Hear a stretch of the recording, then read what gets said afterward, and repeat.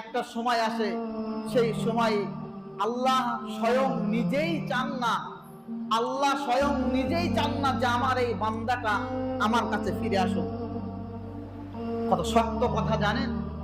আল্লাহ এক সময় নিজেই চায় না, যখন কোন বান্দা নাফরমান করতে করতে নাফরমানির সীমা অতিক্রম করে, আল্লাহ নিজেই চায় না যে আমার এই বান্দাটা সিজদা দিক।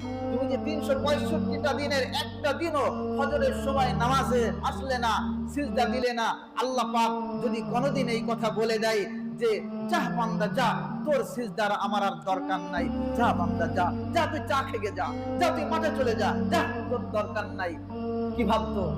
একটু খাবার, একটু পানি।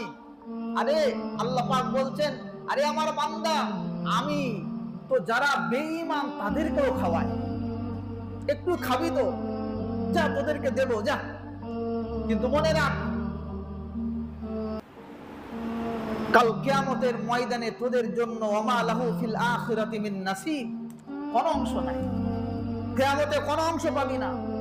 এজন্য ভাইয়েরা আমার, আমার বন্ধুরা, আপনাদেরকে হাত জোর করে বলতে চাই, এই ফজরের নামাজে অন্তত আপনারা আসুন, ফজর থেকে স্টার্ট করুন, বলুন ইনশাআল্লাহ।